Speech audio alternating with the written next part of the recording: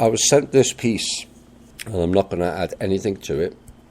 It's comprehensive in its depth of what's been going on in American political circles involving the Clinton Foundation since 2001. So from 2001 through to 2005, there was an ongoing investigation into the Clinton Foundation, and a grand jury had been impanelled.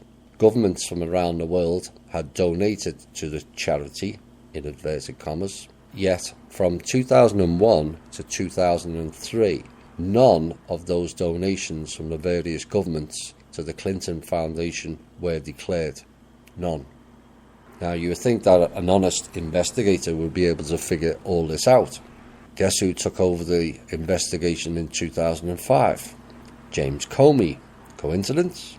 Guess who was transferred into the Internal Revenue Service to run the tax exemption branch of the IRS? None other than Lois Lerner. This is all just a series of strange coincidences. Guess who ran the tax division inside the Department of Justice from 2001 through 2005? None other than the Assistant Attorney General of the United States, Rod Rosenstein. Guess who was the director of the federal FBI during this time frame? Another coincidence? Just an anomaly in statistics and chances? That was Robert Mueller. What do all four casting characters have in common? They were all briefed and all were frontline investigators into the Clinton Foundation investigation. All just a coincidence. Now, fast forward to 2009, James Comey leaves the Justice Department to go and cash in at Lockheed Martin. Hillary Clinton is running the State Department, official government business, on her own personal email server, and the Uranium One issue comes to the attention of Hillary. And like all good public servants do, supposedly looking out for America's best interests, she decided to support the decision and approve the sale of 20% of America's uranium to the Russians. You know, all those bad Russians. And yet Hillary sends 20% of uranium to the Russians. Now, you think this was a fairly straight up deal, except it wasn't. America got absolutely nothing out of that deal. However, prior to the sale approval, none other than Bill Clinton turns up in Moscow, gets paid $500,000 for a 1-hour speech, then meets with Vladimir Putin at his home for a few hours, privately. Funny how it was Trump's private meeting with Putin was an issue, but Mr. Clinton's wasn't. Well, the FBI had a mole inside the money laundering and bribery scheme. Robert Mueller, who was the FBI director during this time frame, he even delivered a uranium sample to Moscow in 2009. Mueller, who was handling that case within the Justice Department out of the U.S. Attorney's Office in Maryland, Rod Rosenstein. What happened to the informant? The Department of Justice placed a gag order on him and threatened to lock him up if he spoke out about it. So how does 20% of the most strategic assets of the United States of America end up in Russian hands when the FBI has an informant, a mole providing inside information to the FBI on a criminal enterprise? And it still went ahead. The sale was approved, and $145 million in donations, quote unquote, made their way into the Clinton Foundation from entities directly connected to the Uranium One deal. Of course, Lois Lerner was still at the IRS then, but that's just another series of coincidences, nothing to see here, right? But let's fast forward to 2015. Due to a series of tragic events in Benghazi, and we all know who was responsible for that, after the 9 separate investigations of the House, Senate and the State Department, Trey Gowdy, who is running the 10th investigation as chairman of the Select Committee on Benghazi, discovers that Hillary ran the State Department on an unclassified, unauthorized, outlaw personal email server. He also discovered that none of those emails had been turned over when she departed her public service as Secretary of State, which is required by law. He also discovered that there was a top secret information contained within a personally archived email. Now, sparing you the State Department's cover-up, the delay tactics that were employed and the outright lies that were spewed from the necks of the Kerry State Department, that's John Kerry, will leave it with this. They did everything humanly possible to cover for Hillary.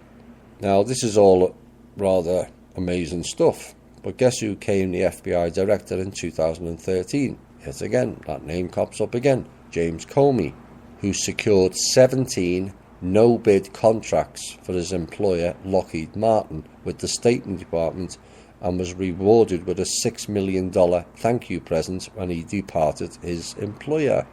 It's amazing how all these no-bids just go straight through the state.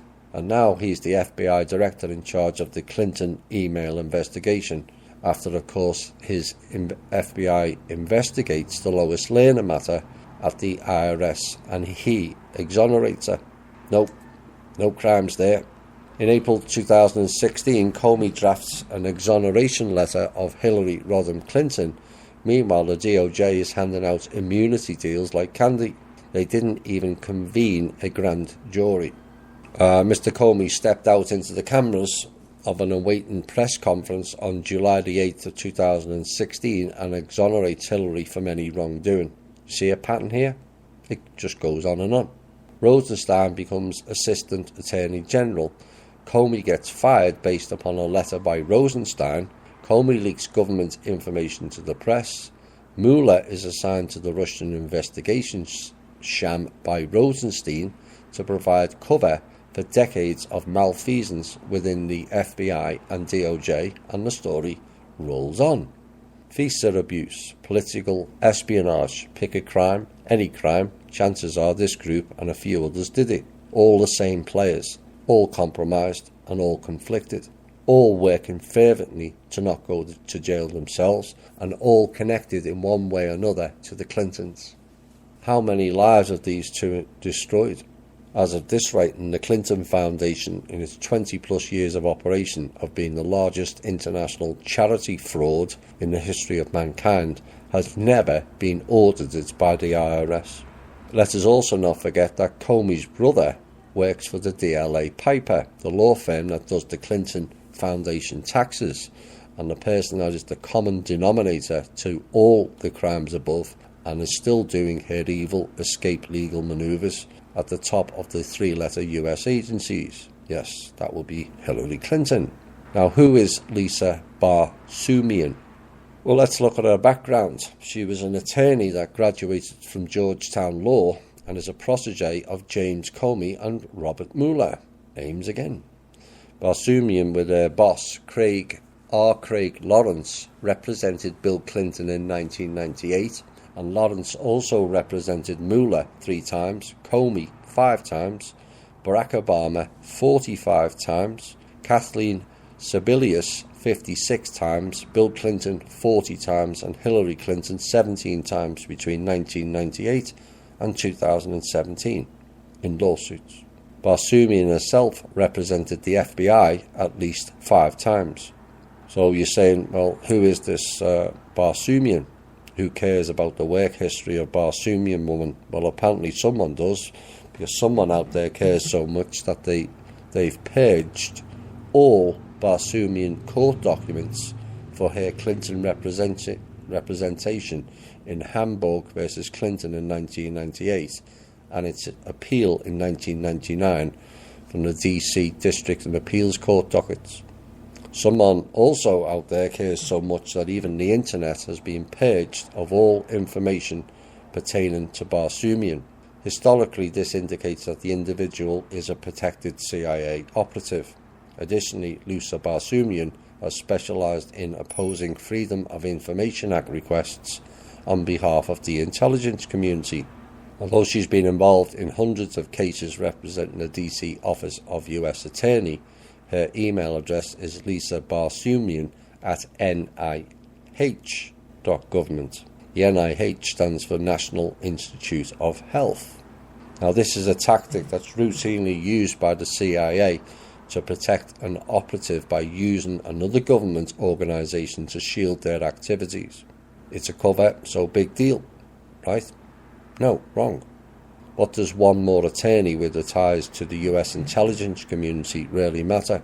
It deals with Trump and his recent tariffs on Chinese steel and aluminum imports, the border wall, DACA, and everything coming out of California, the uni-party unrelenting opposition to President Trump, the Clapper leaks, the Comey leaks, the Attorney General Jeff Sessions' recusal and subsequent 14-month nap, with occasional forays into the marijuana legalization mix, and last but not least, Mueller's never-ending investigation into collusion between the Trump team and the Russians. Why does Barsoomian, CIA operative, merit any mention? Because she is the Assistant Attorney General Rod Rosenstein's wife. I did tell you to watch The Wives. So thanks to the person who compiled all that. It's a complete den of iniquity. They're all involved in it. This is why it's just spinning and spinning. It won't always spin and spin. You understand the complexity of just that case when there's so many other cases ongoing of criminality, and why it takes time to get to the bottom of every detail. So there's no doubt that these people have committed crimes.